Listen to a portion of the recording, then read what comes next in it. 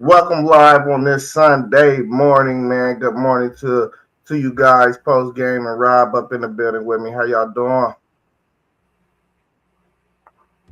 I'm good, bro. Good to be here this morning on this fine Sunday. Good to see you two fellas, and we got our man SEC Sean coming in as well. He's backstage, so I'm excited to be here. Yeah, man. How y'all doing, man? It's a beautiful morning. Always a good thing to talk some college football. We also got SEC Sean in the building. What's up, Sean? You sipping on some coffee? Always, man. Gotta have that coffee kicking in the morning. Hey, man, I hope you ain't like my mom, man. My mom put a little brown in it. Uh, All right, man. Let's get right into it, man. We here to talk Big 12 football, man. Last week, me and Rob, we did the ACC spring preview. Kind of ran through the conference and talked about a few things. We're gonna just start off with: does the ACC get enough respect in y'all guys' opinion? We kind of talked about the ACC last year, how they only received one team. The Big 12 was in the same boat. We got Texas Tech that made it to the playoffs. In their first game, they had a bye. They played Oregon. They got thumped. Do y'all think this conference get enough respect? And will the Texas Tech team making the playoffs in their performance last year, will that team warrant them more respect, if not this coming season?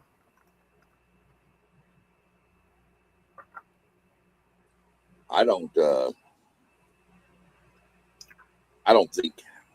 I mean, they don't get the respect that they deserve. I think they get more than they did in previous years. It used to be all the respect seemed to funnel to two conferences. You know, the big two, the Big Ten, SEC. I think Tech, what they did last year, gave them a little bit more respect.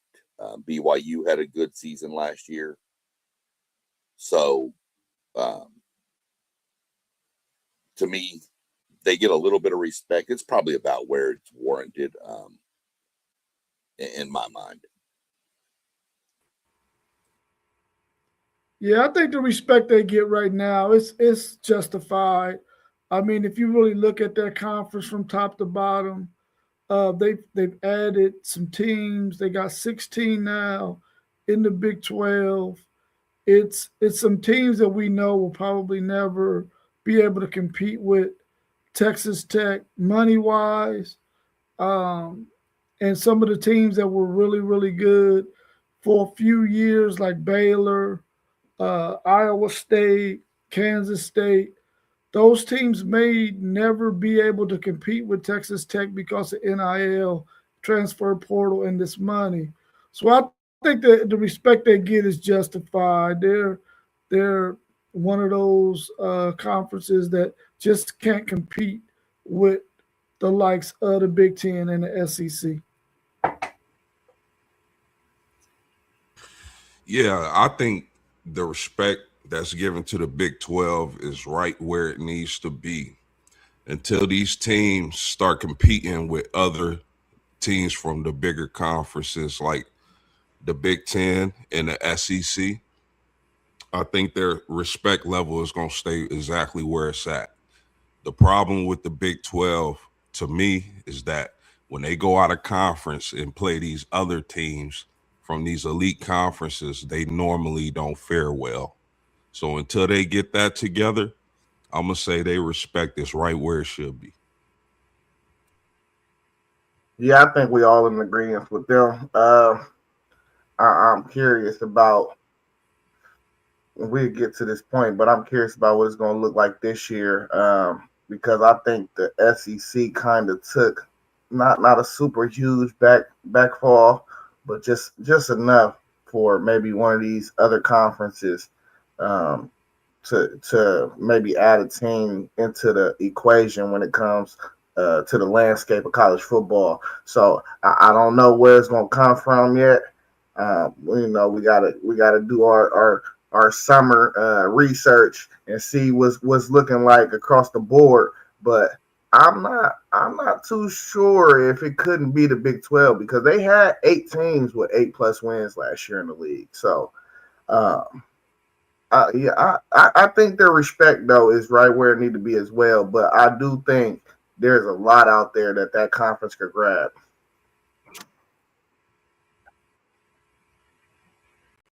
My next question for y'all is: how do y'all feel about the overall strength of the conference this season? I mean, I think it's going to be probably a three-team race in this conference, and it's probably going to be like that for quite some time. I believe that when you look at some of the teams that are in this conference, Texas Tech is probably the mainstay because of the money that they have, and they'll probably dominate this conference for a very long time as long as things stay the same way that they are now in terms of the conferences being a lot like they are now. I think Texas Tech will probably dominate this conference, much like Oklahoma did for a while.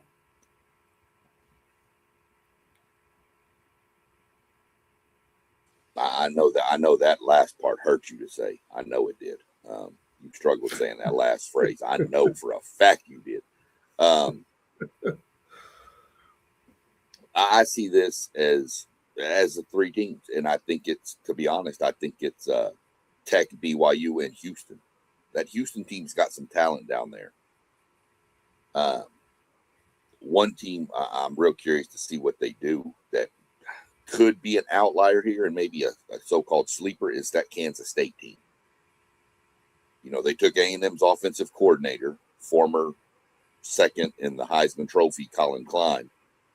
He got that quarterback up there, that Avery Johnson. That kid's electric. And with the way Klein likes to run and do all that, Kansas State could have a breakout season here. Get back to kind of where Kansas State used to be. So that's the three, I think, at the top. And then I think you've got a jumble at the bottom with like your Kansas State, Cincinnati, stuff like that is kind of where I see them all slotting in. Hey, I'm going to go before SEC Shine on these topics because he just said every single thing that I was going to say.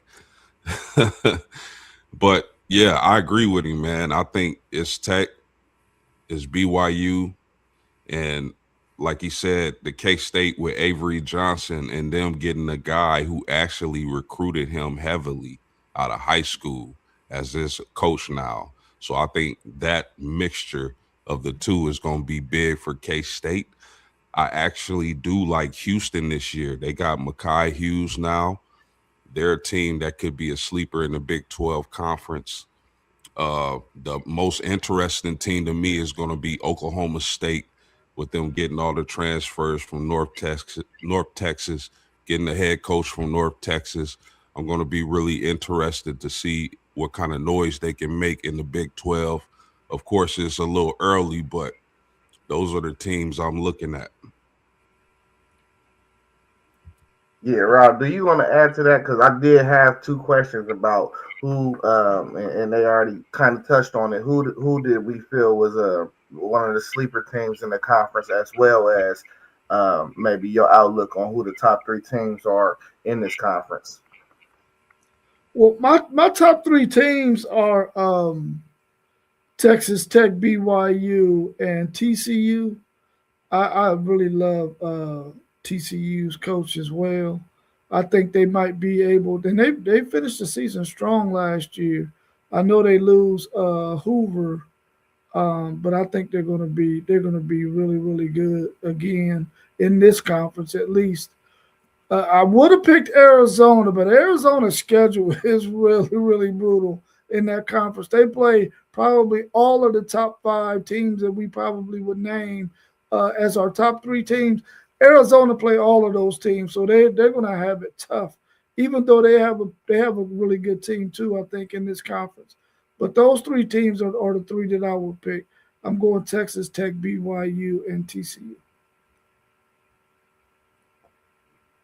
Yeah, I think the overall strength, I think it's going probably be down a little bit this year, and let me explain. I think Texas Tech is definitely probably going to be the favorite coming into this year, with BYU right there behind them. I do not think Texas Tech will be as good as they were last year, though. So, as them being, if they was to finish as the best team in the conference and they're not what they was last year, then I just don't see how the conference can overall be stronger. I mean, I guess if some of the bottom teams pick it up, we had a real bad Oklahoma State team last year, who I expect to be pretty decent this year, even though it might not look like it on their record. But when you see that football team play this year, I think you'll see a different team night and day. Um, but as far as that third position, I see a number of teams. Arizona, you mentioned, who they returned their quarterback, Noah for something. Um, I like that kid. I think you mentioned TCU. I still think Utah can be a player, even though their coach moved on and went to Ann Arbor.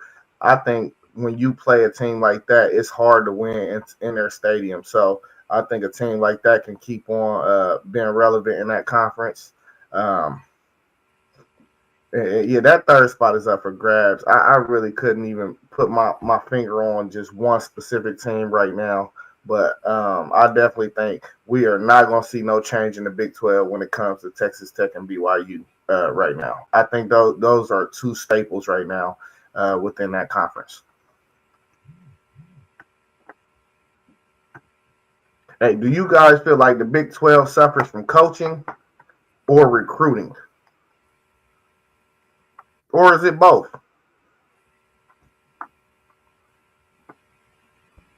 I Yeah, think they have some really good coaches in that conference, man. I just think that when you got to go up against the Big Ten, the SEC, who put in more NFL players than any other conference in the league, probably more than everybody else combined. When you look at those two conferences, teams, players just really want to play in those conferences because they feel like that's their best opportunity to get developed and make it to the NFL.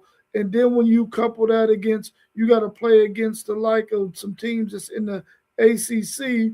When you got Miami back on the map, you got a really good SMU team. You got some other teams in that conference that are really good. If Florida State can just get their act together, then it'll really make it really, really tough on the Big 12. But I think it's because of that conference and the label that it has.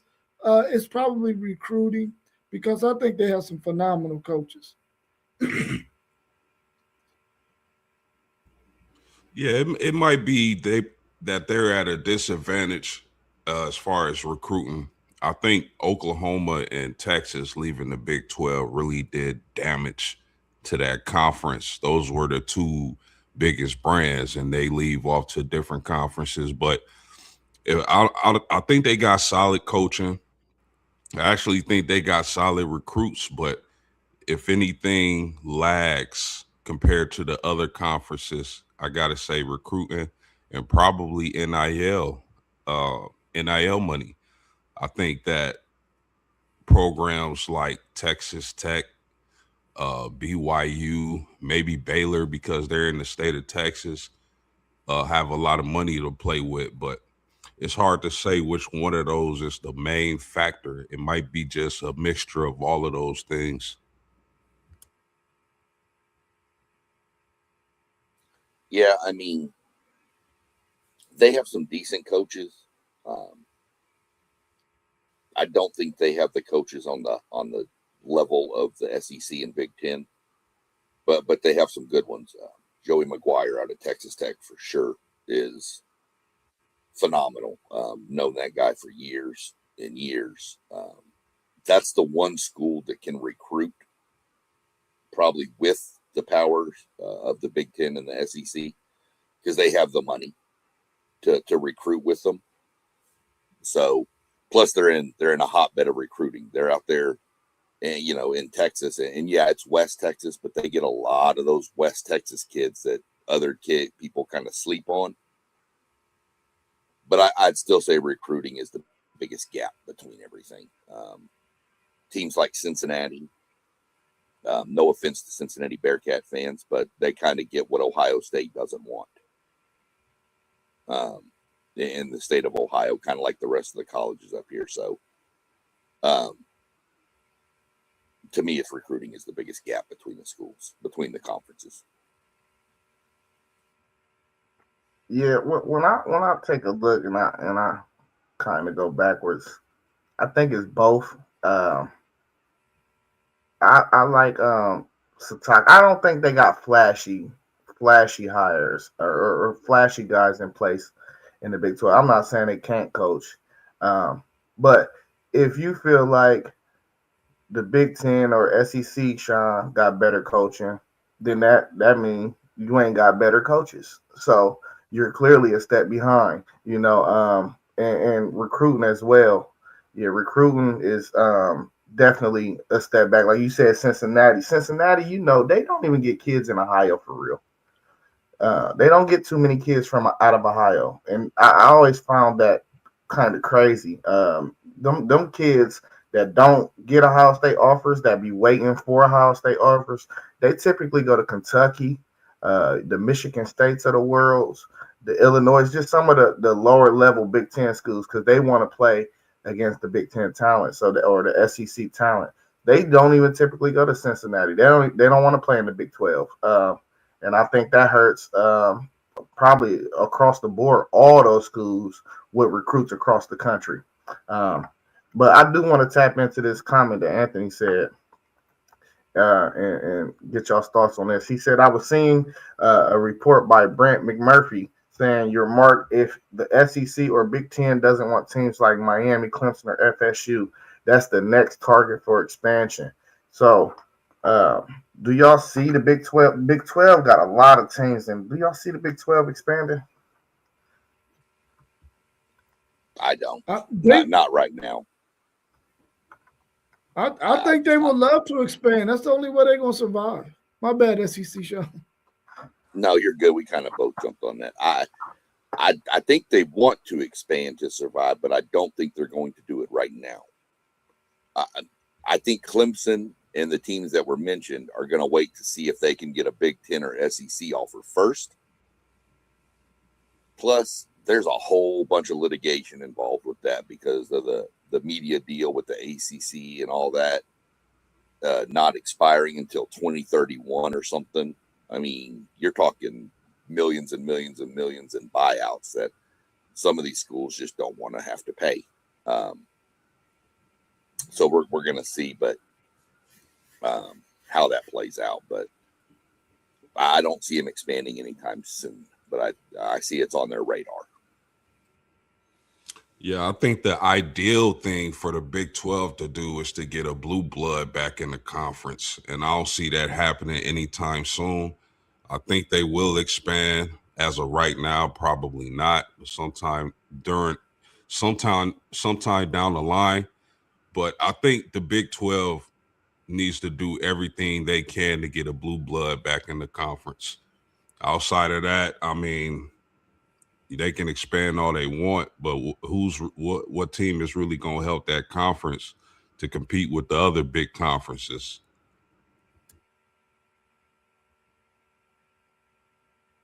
I think Yeah, I you're think kind of. Anthony, Go ahead. I think Anthony got a real good solution right here on the table. He said, I think the ACC and Big 12 need them to trim off the lower fat, the lower producing teams and send them to the group of six and then merge as one conference. That's actually a really good idea. Do I think it's plausible? No, I don't, because I don't think people can get in the room and agree on who's going to be the ones to join. That'd be a hell of an idea, though. What was you saying, Sean? I was going to say you have to well, I was going to, in 1 second, I was going to say you have to rename the whole. What are we going to have? The big ACC next? I mean, I don't know what we're going to do with that, but like post game said, that was really valid. With the Big 12 needs a blue blood. Yeah, the ACC gets theirs because they have those 6 games with Notre Dame, so that helps them kind of, even though they're not in the ACC. They get those 6. The Big 12 really doesn't have that. So that was pretty valid right there. I never even thought about that. Yeah, but Miami and Florida State are blue bloods. Yeah. You got the Big 12. They're courting Nebraska right now too. And Nebraska is pretty interested because they went to the Big Ten and they haven't been able to do diddly squat.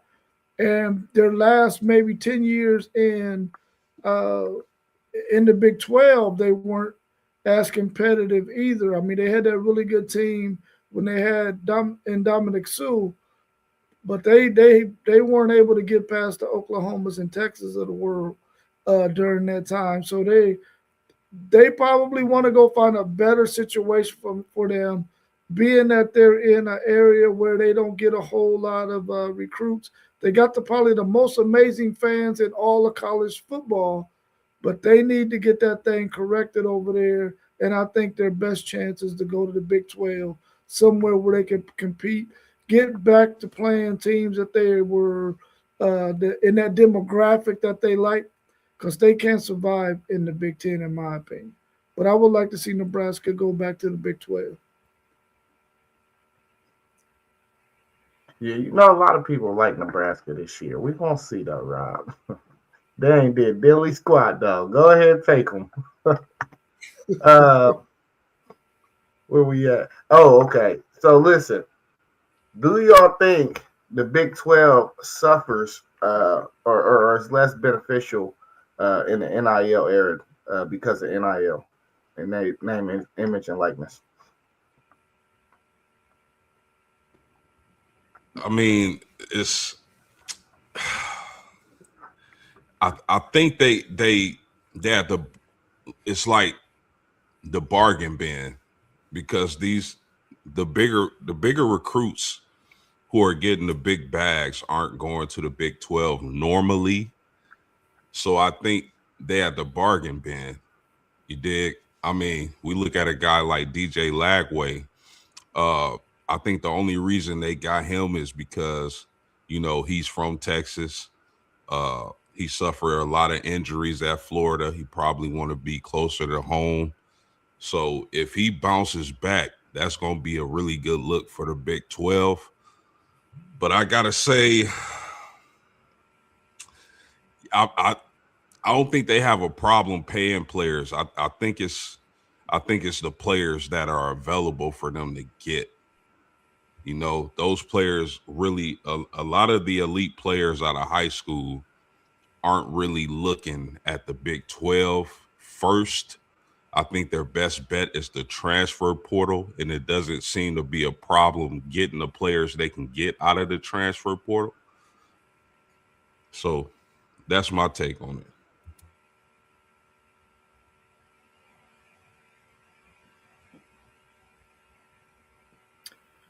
I mean, when you look at the Big 12, man, the NIL, you really only have a few teams that can really compete uh, with NIL dollars, man. And I think it affects them because they just don't have enough teams that could buy their way to the top. So it's definitely affecting them. When you look at these other conferences, they have several teams, maybe even half of the teams in their conference that can go out and spend enough money and get some really, really good teams formed year in and year out. I just feel like the Big 12 does not have that. When you look at the 16 teams that they have in that conference, many of them they're either a basketball school or uh, they just don't have a lot of money. Yeah, I Yeah, I think. mean, Oh, my bad. Go ahead, Sean. sorry. I think some of them, obviously, your Texas Techs can have got the money with that backer out there, Clay Campbell. I mean, they've got billions. They'll do whatever they need to. They're the one school in the Big 12, I'd say, that can compete money wise with the SEC and the Big 10, but the rest of them are just kind of like mid range. Um, so that's just where I'm at. I think you've got one big power money school in the Big 12, and the rest are kind of just in that middle tier.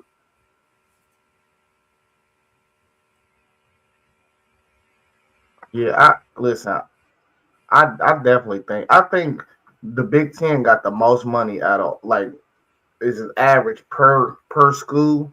Cause like even a school like Northwestern, they get all these government contracts and stuff. They just got bread over there. It ain't nothing you could tell me about them not having bread. It's just all these random programs just be having money. I don't know where Oklahoma State is getting no money from, or West Virginia. Like where are these schools gonna get their money from? So I mean, I know you're getting at 20.5, but we seeing teams like Texas Tech. Your one money machine in the conference. You know their roster. We know probably is touching 40 million. Everybody else, I mean, if you only got one ATM machine, it's gonna go empty at one point. You know, uh, so I just don't know where nobody in that conference really is getting there. I mean, I know Baylor. Do Baylor got oil money too? It just because they're in No. Texas? Do they? That's what I'm saying. Like school like Texas, they got alumni that's in the oil industry. I don't know about Baylor and West Virginia and Oklahoma States and even TCU. What do TCU got money? TCU got a little bit, but Oklahoma State's got money now. They've got T. Boone Pickens money, They got team on picking Jay. He got some bread. But it's and spending. oh You yeah, still got T. to Boone convince these Pickens. dudes to spend. He does that. The money does come there, not as he does. It's not spent as much as it used to be. I'll put it that way. But they, if the right coach can tap into it and get them convinced to buy in, T. Boone Pickens can damn near buy a national title. They got Facts. tons of money. And then all they've got to do if they want to throw in another really famous alumni with much money, if they want to tap into a little bit of Garth Brooks money and get him to back the football team. Garth Brooks is an Oklahoma State alum too. Yeah, but I think this is one of the reasons why Matt Campbell made the switch from Iowa State to Penn State.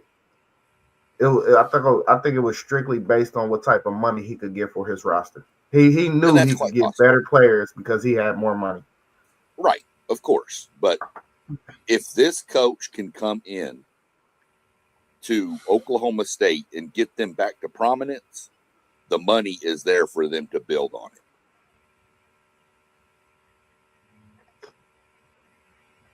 Y'all got Yeah, anything else?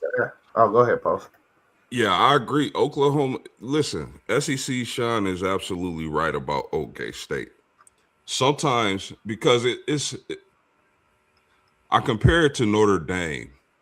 Notre Dame has all the money in the world, but it took a coach like Marcus Freeman to get those guys on board. Okay, we have a chance here. Let's pour the money in the program so we're not lacking in any area. I think I kind of look at OK State with those huge backings as a similar situation. If this coach from North Texas comes over to Oklahoma State and Drew Mestermaker is making plays, and basically the majority of that roster from North Texas, I think they can be a player. I really do.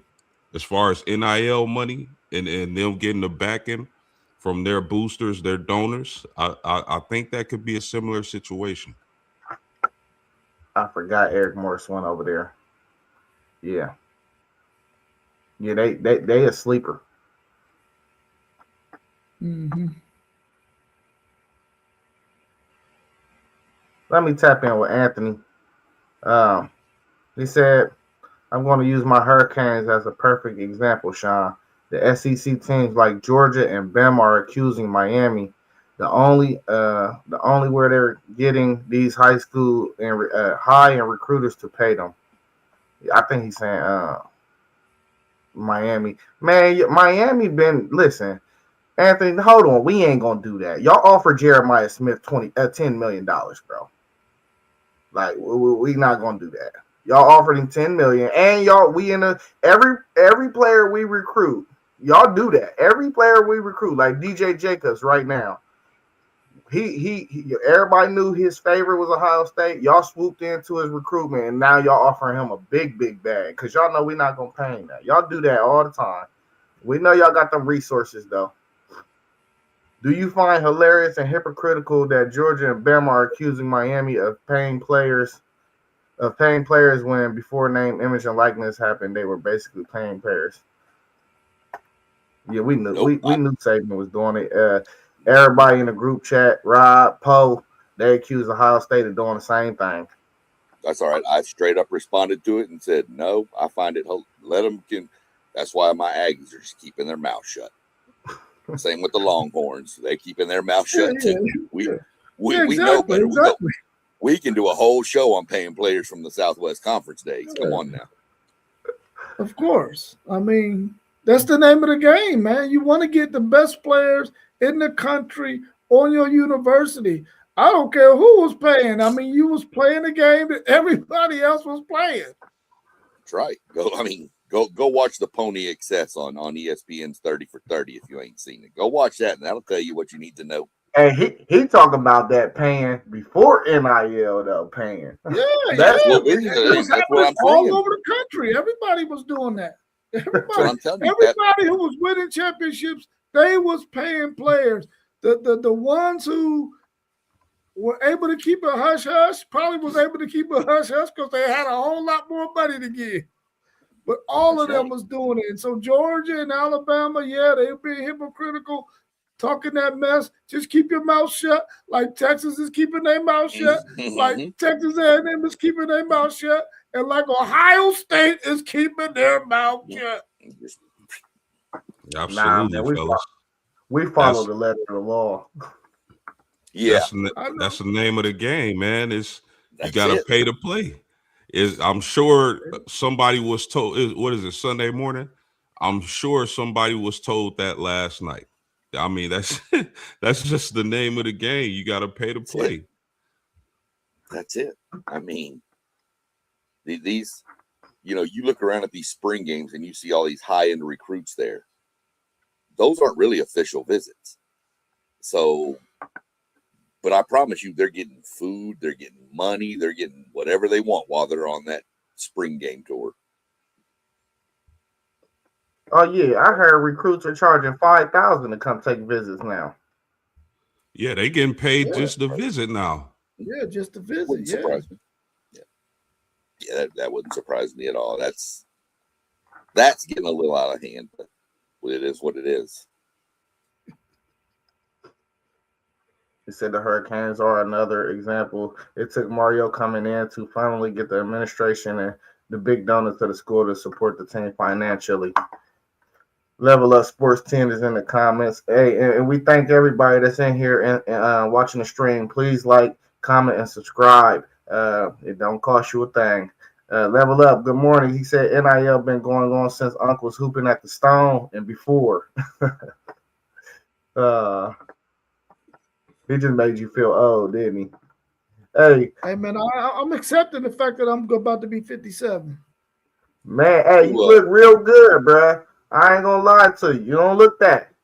You don't even look that. Still looking young out here. Hey, give me y'all's highlight impact player in the. Oh, go ahead, Sean.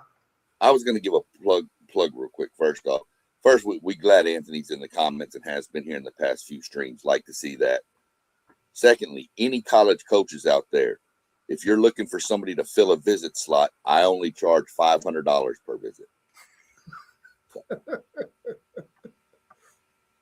Oh man, hey, I ain't mad at your hustle, Sean. I used to play soccer in college. I'm sure I can kick for somebody.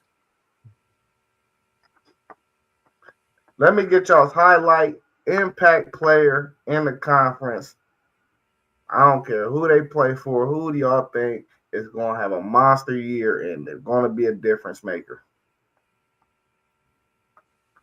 I've already mentioned. Man, I got five guys. You go ahead. You can go, Post. You can go. I've been stealing the thunder going first. I'm just going to throw out the one I threw out there, Avery Johnson. I think he's going to explode this year. So that's my highlight I'm watching. I am secretly pulling for Connor Wegman down at the University of Houston just because he started off at A&M. But Avery Johnson is my highlight for this player to watch. Yeah, just so we don't all say the same people. because I think SEC Sean is right about that. I really like Avery Johnson and where he's positioned at this season. But just so we don't say the same people, for Coach Prime's sake, I'm going to say Julian Lewis has to have a monster season, and just to keep them above water, man. So my guy out of the Big 12 this year is going to be Julian Lewis, quarterback, Colorado.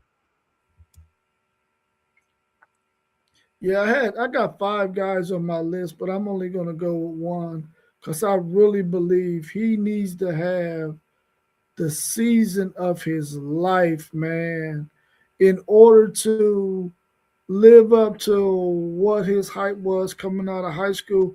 And I think he's a tremendous talent. He just hasn't been able to stay healthy enough to really be able to do it. But I'm throwing all my chips in on DJ Lagway at Baylor. I think that program needs him to have a wonderful season. It's going to be a step down defensively, which is going to allow him to use his athleticism and his arm. I just hope they got some weapons around him to help him. I'm going to go with DJ Lagway. Give me one more off your list. I had Amarion Miller. I think that's his name. Did he come from Colorado and went over to somebody else in the Big 12? Yep. Yeah, him. I think Receiver, he's a right? wide receiver, right? Yeah. Yep. Yeah, I think he's gonna go 4,000 this year. Yeah, I got 3 guys that I don't want to mention since they didn't get named. Arizona's quarterback Noah, of course. I think he's a senior this year. I think he's steadily been getting better. He's another guy you might see get drafted in the first 3 rounds in this upcoming draft. Also, Mekhi Hughes transferred out of Oregon. He went to Oregon from Tulane, but didn't get a lick of bound. That room was too deep. He didn't touch the field. He over at Houston this year. And then Coy Eakin, man, that is my favorite player to play with on college football, easily. Texas Tech receiver. Anthony said, who do you think is going to be the best quarterback in the Big 12 this year? Or he might possibly break the single season record for passing yards and yards per play. Who do y'all think is going to be the best quarterback this year? This league got some quarterbacks in it, bro. They got some quarterbacks, man. I mean, we've named at least 5 or 6 of them, but since I threw DJ Lagway out there, I think he's going to be a man on a mission, man. And I'm going with DJ Lagway to be that guy. Yeah, I'm with Rob on this. If DJ Lagway actually stays healthy for the whole season, given that Baylor, I'll probably rush for 200 yards against that team right now. But if he stays healthy and he plays up to his potential, he should be in Heisman talks. But that's gonna depend on how well Baylor is able to do this year. But I definitely think Lagway has the potential to put up some huge numbers this season.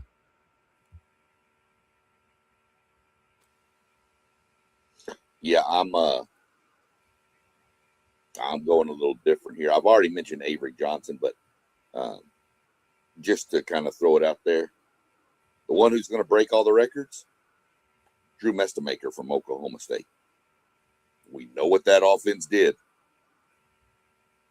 You know they're going to be looking to put up points and yards to get that fan base and, again, to get that money re-engaged. So I'm going to watch him and see what he does. But he would be my pick to break the single-season record for touchdowns or passing yards or whatever. I mean, it's North Texas. North is what it is. So we're going to see what he can do.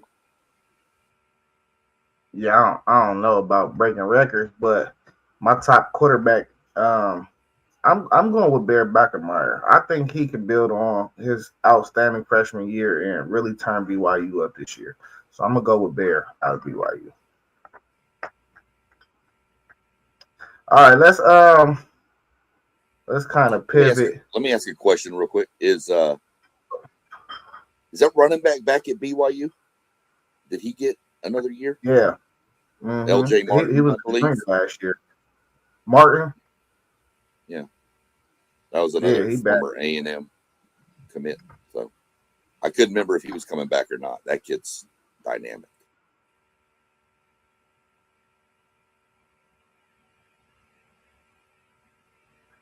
All right, let's pivot a little bit and play a little game of lock or not. Lock or not, Big 12 gets 2 teams in the college football playoff. Not. No way in hell they getting 2 teams in, man. I can't see it. The SEC went to a 9-game conference schedule. They're going to definitely get a 9-3 team in there this year, especially if you got a situation like you had last year where BYU was positioned where they were, Utah was positioned where they were.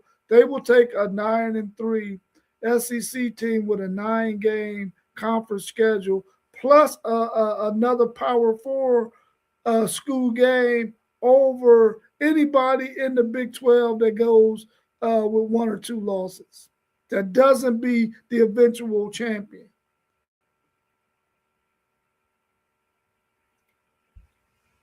Yeah, I'm saying not on this. Man, if we didn't have that silly situation in the playoffs where the what they call it, the group of 5 teams are guaranteed a spot, maybe they get 2, but for now I'm going to say 1. Yeah, this is an easy not. Both of y'all hit it. The group of 5 stealing 1 spot. We know that. The SEC going to the 9-game schedule now. That's going to affect. I don't see it. I see Texas Tech is the only one getting in. Is all I see. Yeah, fellas, I'm gonna lock. I think they get 2 this year. I thought they was real close to getting 2 last year, and I think a couple of cards and dominoes just did not fall their way. I think if it wasn't so chaotic in the college football playoff race last year, and then another thing too that affected this, them 2 bids in the whole Notre Dame thing affected that conference. I don't think we're gonna see a scenario like that this year. So I'm gonna lock on this. Keep in mind, fellas, that now for this upcoming season, if that same scenario happened with Duke, they would be in.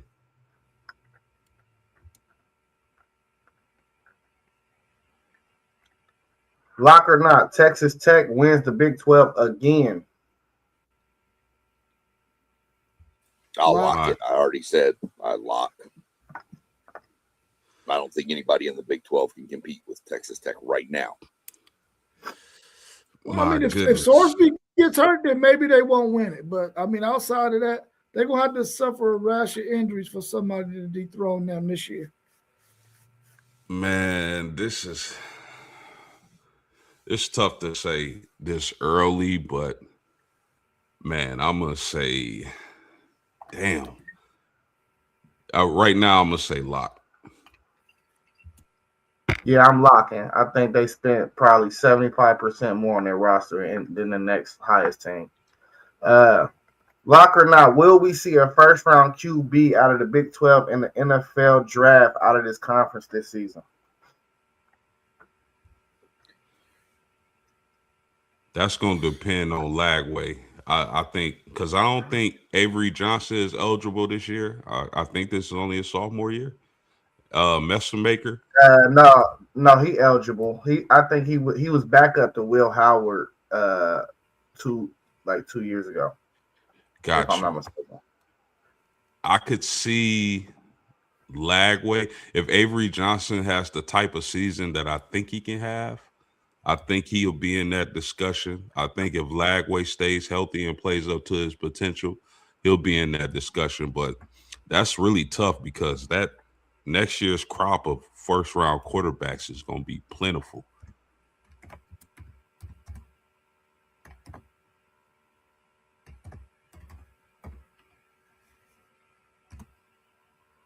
I'm gonna say no. I don't see one going in the first round out of this conference. Not with the other quarterbacks that are going to be out there next year. But I just don't see it. The only ones that are, Lagway would be eligible. Avery Johnson would be eligible. Of course, Sorsby would be eligible. Connor Wegman would be eligible. But Mestamaker from Oklahoma State isn't eligible. He's only a true sophomore. So I don't see a first round quarterback out of this conference. No, I don't either. I don't see a first rounder out of there. They got some really, really talented quarterbacks in this conference, but I don't think they get a first round guy. At least that's what I'm saying right now. Maybe they might do something to change my mind during the season, but right now, I don't see it.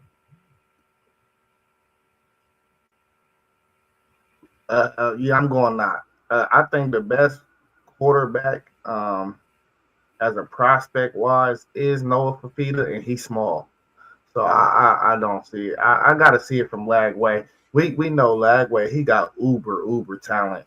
I got to see him put it together though. Lock or not, is this the most unpredictable league in college football?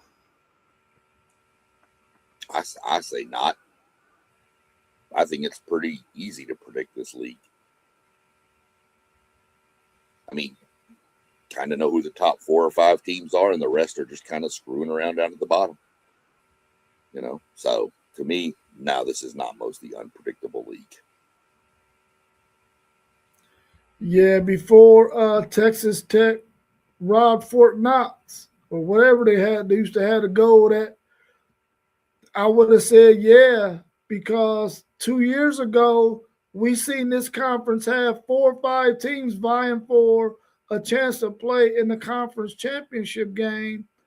Colorado being one of them, and it was a lot of teams that were vying for that position. I think that this conference is predictable. You know for a fact that Texas Tech is going to be the top dog until somebody can start matching them money wise, or they can pull a Indiana and get a whole bunch of veteran players who just want to come and try to compete and make it to the college football playoffs with another team since they're not getting much playing time somewhere else. Yeah, I agree with y'all. I think it is predictable. You got Texas Tech, BYU might be right there flirting with a bid at the end of the season. But I will say Oklahoma State could surprise, Kansas State could surprise, Houston could surprise. But all in all, I think it's predictable. Yeah, I think this used to be the most unpredictable league up until about 2 or 3 years ago.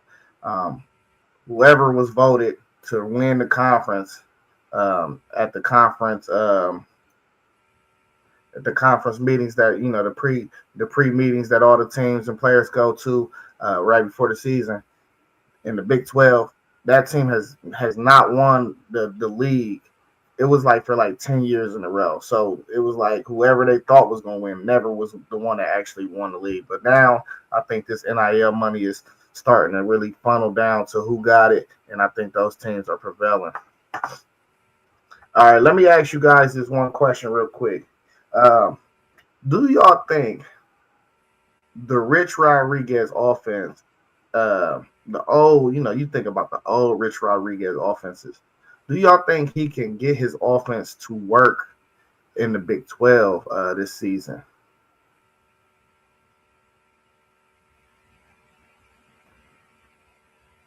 Is that like an RPO kind of offense? You on mute. He was like one of the first ones to,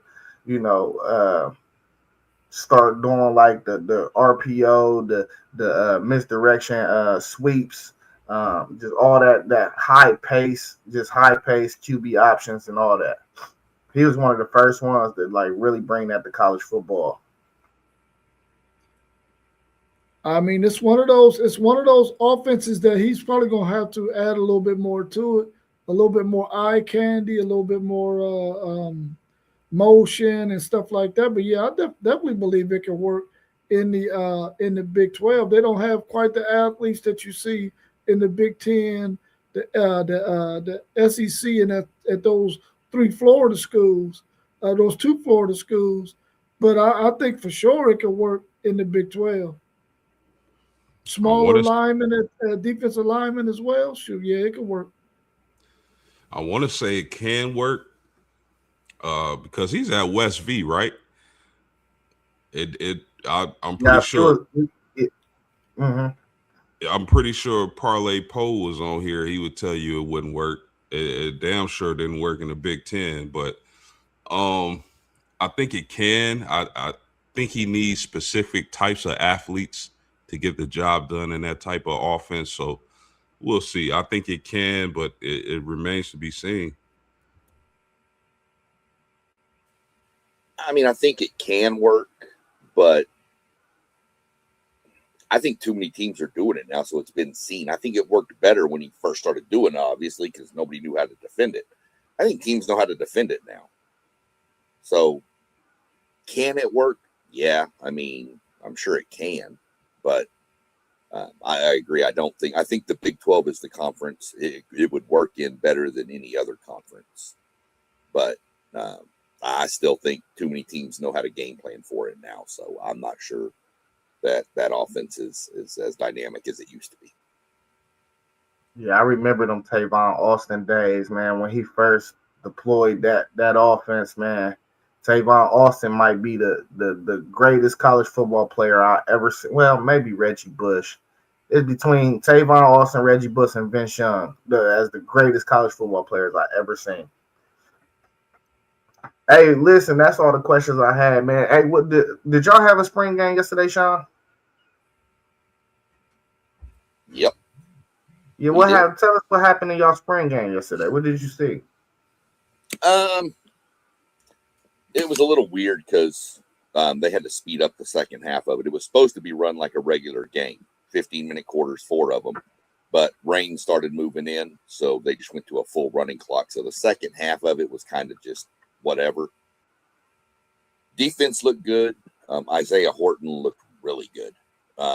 Made a couple of really good contested catches. Brandon Arrington, the 5-star cornerback out of California, was phenomenal. Noah McHale, one of the linebackers, he was on the team last year too, kind of a backup role. Had a pick 6, looked really good in coverage. A lot of freshmen stood out making plays. Now, granted, this is a glorified scrimmage. We don't take a lot of stock in this, but you kind of see the athleticisms there. Still waiting to get a full update on our starting linebacker and captain of the defense, who went down with a lower leg injury. Not exactly sure exactly what it is. There's been no reports yet, but Mike Elko was asked in his post spring game interview, and all he would say is, "We're evaluating, and it's a lower leg injury." It looks like it was a broken ankle, so as bad as that sounds, that's something that you can still come back with sometime in the fall. So we're going to see. It didn't look like any ACLs or anything, but we don't know until we get all the results. Just keeping my thoughts and prayers with that kid. He was Damian Sanford was a monster last year. He was still voted captain. They voted on captains after the spring game, and he was still voted defensive captain. So we're going to see how it plays out. But it was a pretty good spring game. We actually made some field goals. So I was really impressed with that. But we got the transfer kicker from Illinois, and then we had a freshman from Louisiana who hit a 53-yarder that on StatCast would have been good from 65. So I was really happy to see that we can make field goals now. But other than that, it was pretty good. Got out of it pretty healthy, minus the one major injury. And that's really what we looked to. Well, a lot of the stars didn't play. A lot of the, like your Terry, your anybody that was nicked up a little bit didn't play. Oh, and our running game looks really good, which scares me because either that means our running game is really good or we're not going to be able to stop the run again. Not real sure which way that's going to go yet. That's always a scary thing in the spring because you can't really tackle that much. What happened with Notre Dame? Did y'all do anything yesterday post game? No, the Notre Dame spring game is this coming Saturday. Okay, we'll be looking forward to that and getting your insight on that. Rob, I know you said y'all just had like a fan appreciation thing, but is there any news from that? Well, I mean, they did their showcase yesterday. Only one who really threw the ball yesterday was KJ Lacey, and then the transfer quarterback that they got as a security blanket as the third string guy.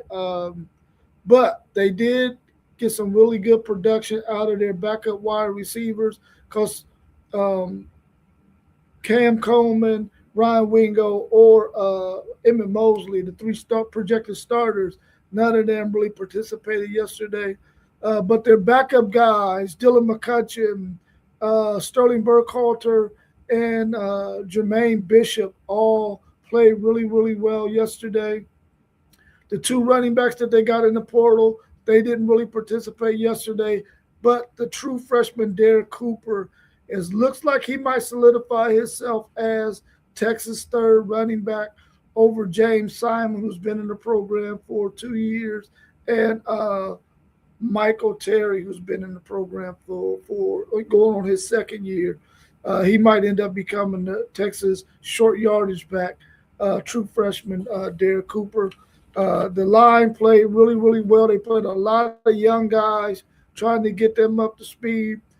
Turntine, who was a smaller offensive tackle, who came in at 270, is up to 282, and he played really, really well yesterday as well.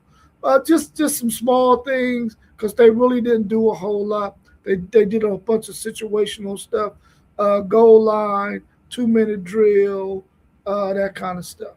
Third down and sevens, running some of those kind of plays. But I'm excited to hear that Dylan McCutcheon hasn't lost a beat. He's probably going to be the first wide receiver to come in that circle of trust. So really, we just got familiar with some of the twos and threes yesterday. I like days like that for fan bases to get to know some of the not so well known guys on the roster. That's what I think spring that the final spring outing is really supposed to be about. Um, yeah, yesterday we had our spring game too. The great team won, which was the defense. Uh, Offense, same thing. Looks explosive. Defense look good, man. We got the same problem though. The same problem, and I'm kind of losing my patience with this. Our offensive line looks horrible. Like we we we gave up like 6 sacks yesterday, and I'm not saying okay they not.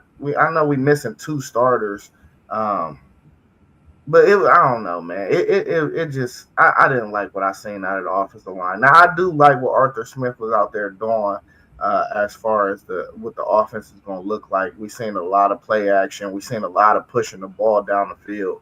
Um, we seen Jeremiah Smith being motioned a lot, and keeping the defense off balance with his location pre snap. Um, and I like how he deployed 13 personnel. I don't like the jumbo tight end thing that we did last year where we got three tight ends, maybe two on the same side, one in the backfield. I didn't like that last year. Arthur Smith looked like more like he gonna go to 7-man front on the offensive line with two wide receivers and a running back. More traditional, to give more running lanes, and I kind of liked it, that idea, but that offensive line was so bad. Yeah, and even Julian saying, man, I'm seeing, I'm kind of starting to feel like he's more the guy we seen the last few games of the year than he is the guy we seen the first 7 or 8 games of the year. He threw a pass yesterday straight off a dude's helmet, like third play, and it got intercepted. It's like why are we still making these same type of mistakes? And I know that come with his size and throwing lanes. Um, but man, the way Tavian St. Clair played out there last year, man, he better get it together because that boy is 6'4", 230. He can move. He moves like a horse, and he got a live arm. And he is not afraid. I mean, he threw 2 deep bombs to Chris Henry yesterday. That was just perfect. It was just beautiful. Now he does still have some consistency issues where defenders are touching the ball, but I'm just saying, you never know when that switch is going to hit and when he's actually going to be ready because he looked like at some point this year he's going to be ready to take over as a starter. So Julian Sayer better clean that stuff up, man, because I'm telling you, if he get the plan bad and we got this tough schedule, people are going to be calling for him to be replaced after what they seen from Tavian in the spring game. I said Chris Henry pop. Really, that's it, though, for real. I don't think we learned anything else that I can think of outside of that. Chris Henry probably did. He probably, like I was hearing the reports about Brock Boyd. Brock Boyd played well yesterday, but Chris Henry just looked different. But we was missing a lot of dudes, though. We was missing 2 offensive linemen. Jay Timmons, Earl Little didn't play. He had some cleanup. All these guys had like little minor things. They had some cleanup on their knees or something, and they just sat them out. But I don't think we really learned too much yesterday. But we did see that, man, we need to build some depth on that offensive line, or we're gonna go through the same things.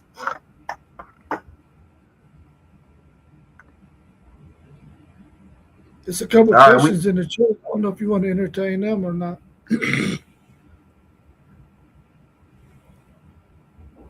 yeah, we kind of moved past this one already. The Rich Rod.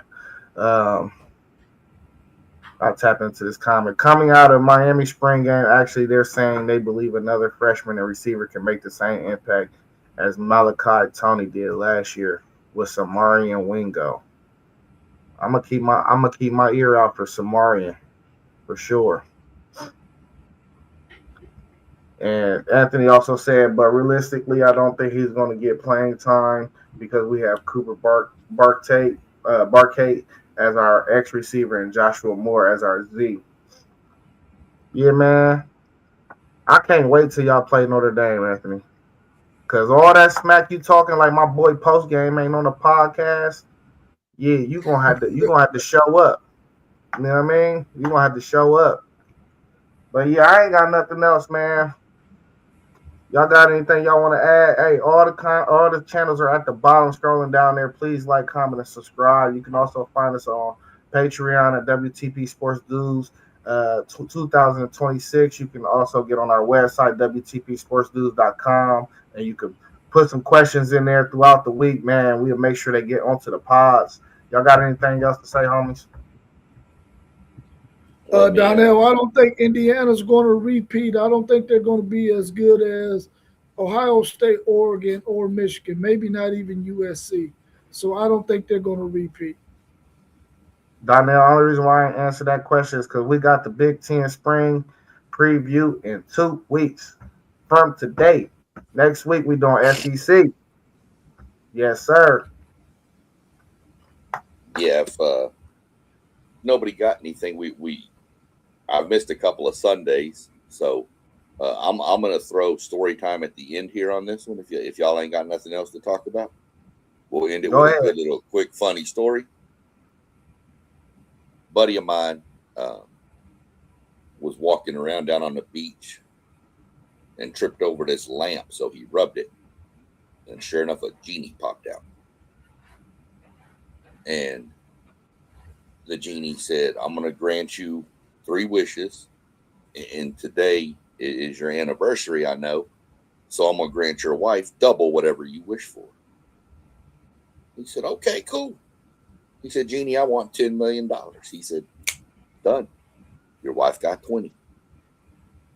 He said, "Genie, I'd like something modest, like maybe a 5,000 square foot house that sits in the shadow of the Eiffel Tower." wish done. Your wife has a 10,000 square foot house. He said, what's your third wish? He said, Jeannie, I'd like you to beat me half to death.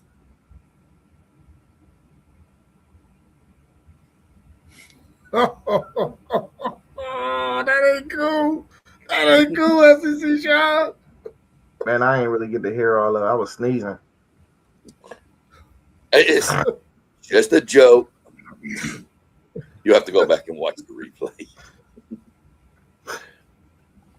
Hey, I got one for you. Okay. I seen a one-leg man at the ATM yesterday. Guess what he was doing?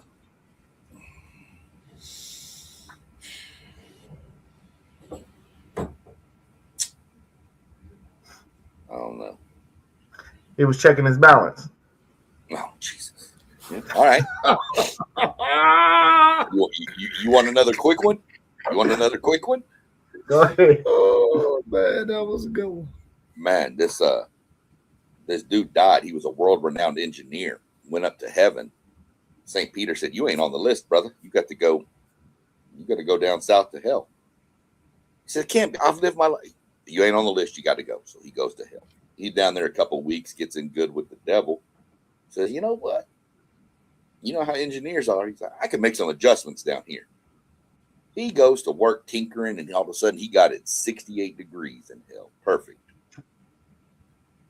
God looks down and goes, No. He needs up here. Send him back to me. He said, "No, I'm not sending him back to you." God said, "I'm going to see you in court." And the devil said, "Where are you going to get a lawyer?" Hey, bro, where you even get these jokes from, man? You be on Google, gang. All right, man, I got to get out of here. I got to go to work, man. Hey, Watch, thank you for, huh? Watch YouTube and just look up Jokatory and all this stuff. That's where I get them from. Hey, y'all have a good Sunday, man. I appreciate y'all joining the stream, man. Yep. You too. No worries. You too. All right, Anthony, Level Up, Donnell, IBs. Y'all have a good Sunday.